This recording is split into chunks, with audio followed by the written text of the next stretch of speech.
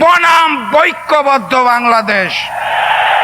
নতুন বাংলাদেশে নতুন জালেম চলবে না। আমরা আগামীর বাংলাদেশে ওই নতুন স্বৈরাচার আর ফ্যাসিজম চাই না। আমরা আগামীর বাংলাদেশে ভারতীয় আধিপত্যবাদ চাই না। অতএব বাম বিএনপিকে না বলুন, গণভোটে হ্যাঁ বলুন। জুলাই গণঅভ্যুত্থানের হাজারো শহীদের রক্তের বিনিময়ে আমরা আজকের দিনটা পেয়েছি, বলেন আলহামদুলিল্লাহ। আজকে এখানে আমাদের অত্যন্ত আনন্দ ঘন পরিবেশে, উৎসব মুখর পরিবেশে প্রচারণা করার কথা ছিল, সেটা হচ্ছে। কিন্তু একই সাথে সাথে আমাদের মনটাও বিষণ্ণ হচ্ছে, কারণ এই নতুন বাংলাদেশে নতুন জালেমের পক্ষ থেকে হামলা হওয়ার কথা ছিল না।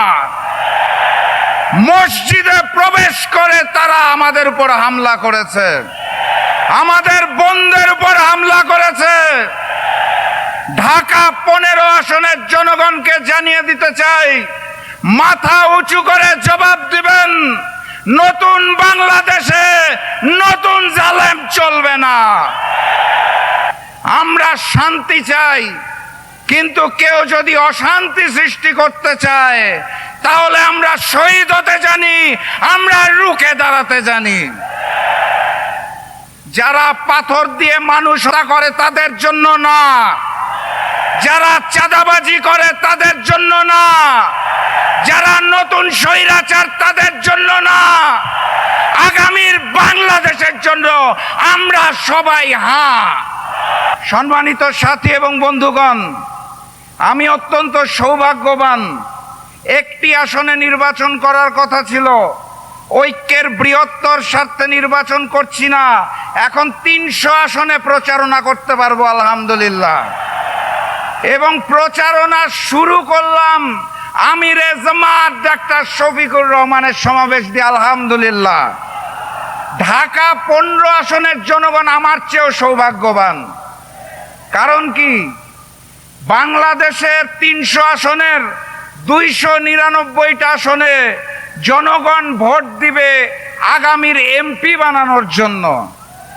ঢাকা 15 আসনের জনগণ ভোট দিবে বাংলাদেশের আগামী প্রধানমন্ত্রী নির্বাচন করার জন্য। আপনারা এমপি নির্বাচন করবেন না, আপনারা প্রধানমন্ত্রী নির্বাচন করবেন ইনশাআল্লাহ। কথাবার্তা পরিষ্কার। ডাক্তার শফিকুর রহমান বলে দিয়েছে ঐক্যবদ্ধ বাংলাদেশ। আমরা সেই ঐক্যবদ্ধ বাংলাদেশ, আমরাই বাংলাদেশ। বাম বিএনপি বনাম ঐক্যবদ্ধ বাংলাদেশ। আমরা আগামীর বাংলাদেশে ওই নতুন স্বৈরাচার আর ফ্যাসিজম চাই না। আমরা আগামীর বাংলাদেশে ভারতীয় আধিপত্যবাদ চাই না। অতএব বাম বিএনপিকে না বলুন, গণভোটে হ্যাঁ বলুন, 10 দলের প্রতীকে হ্যাঁ বলুন। আবারও দেখা হবে, আবারও কথা হবে ইনশাল্লাহ।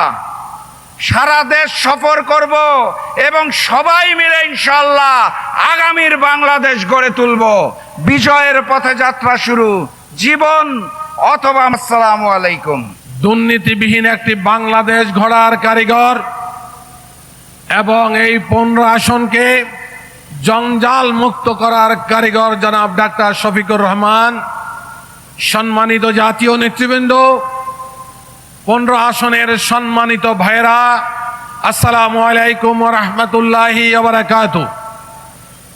রাশেদ প্রধান বক্তৃতা দেওয়ার পরে তার চেয়ে গলা উঁচা বক্তা না হলে পরে আপনারা যারা সামনে বসে আছেন তাদের মনের খোরাক হবে না। ইতিমধ্যে বক্তব্য দিতে দিতে আমার গলা ভেঙে গেছে। দু একটি কথাই বলতে চাই। আপনারা এমন একজন প্রার্থী পেয়েছেন যেটা রাশেদ প্রধান উল্লেখ করেছে। আপনাদের জন্য সৌভাগ্য যে আপনারা এই আসন থেকে বাংলাদেশের প্রধানমন্ত্রী বানাবেন। কয়েকদিন ধরে এই এলাকার কিশোরীরা ইলেকশনের কার্যক্রমকে ব্যাহত করার জন্য নানা ধরনের অতৎপরতা চালাচ্ছে। আমরা সুস্পষ্ট ভাষায় কালকে প্রতিবাদ সভার মাধ্যমে তাদেরকে জানিয়ে দিয়েছি, কোন তৎপরতা আগামীর 12 তারিখের বাংলাদেশ নির্বাচনকে ব্যাহত করতে পারবে না। নির্বাচন কমিশনের উদ্দেশ্যে বলতে চাই, লেভেল প্লেইং ফিল্ড তৈরি করবেন। আজকে সকাল পর্যন্ত আমাদেরকে অনেক কার্যক্রম থেকে আপনারা বাধা দিয়েছেন, মাইক লাগাতে নিষেধ করেছেন, 3টি মাইক দিয়ে এত বিশাল জনসভা চালানোর কথা বলেছেন, অথচ সিলেটে শত শত মাইক দিয়ে অনুষ্ঠান চলছে। এই ধরনের বৈষম্য আমরা আর বরদাস্ত করব না। বাংলাদেশ জামাত ইসলামের আমির, জাতীয় নেতা, ওনার সকল প্রোগ্রাম অন্যান্য প্রোগ্রামের মতোই হতে হবে, নাইলে আমরা এখান থেকে তীব্র প্রতিবাদ জানাচ্ছি। কোন ধরনের বৈষম্য আমরা বরদাস্ত করব না। সম্মানিত ভাইরা, আপনারা সুশৃঙ্খলভাবে এসেছেন। অনেকে উচ্ছৃঙ্খলতা তৈরি করতে চাচ্ছে।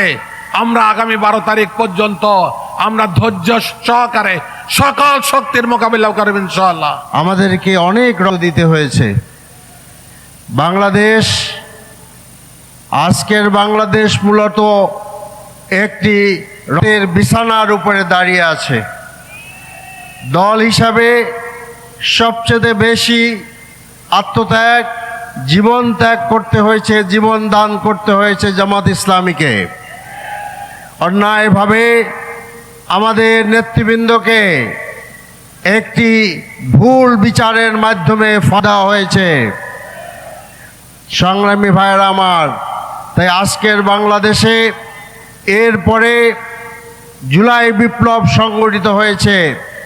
সেই জুলাই বিপ্লবে আবু সাইদ থেকে মুগ্ধ পর্যন্ত বহু তরুণের জীবন গিয়েছে।